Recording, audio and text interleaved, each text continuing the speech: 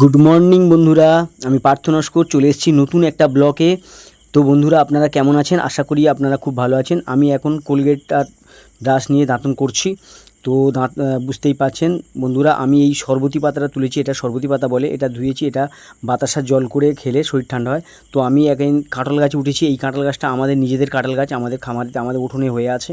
তো বিশাল বড় বড় কাঁঠাল এবং খুব বড় বড় তো বন্ধুরা, ঝড় হয়েছিল। ঝড় হওয়ার পরে এই কলা গাছগুলো সব শুয়ে পড়েছে এবং কলার কাঁদিও ঝুলে পড়েছে।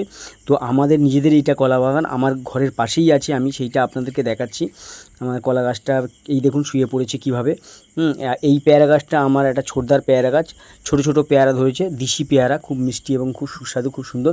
এই লেবু গাছটা আমার বড় বৌদির লেবু গাছ। দেখুন না, লেবু গাছে ভর্তি লেবু ধরেছে। এটা আমার বৌদি একটা ভাড়া করেছে, তাতে পুঁইশাক গাছটা সব রকম রয়েছে।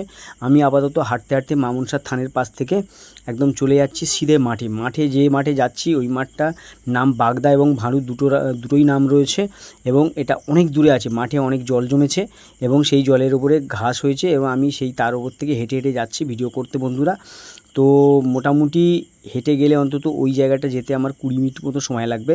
তো বন্ধুরা, আমি তো ওখানে যাচ্ছি। দেখুন বন্ধুরা, এই কলাবাগানটা আমার একটা জ্যাঠামশার কলাবাগান এবং খুব সুন্দর কলাবাগান, খুব সুন্দর সিনারি। আপনারা ভালো করে দেখুন।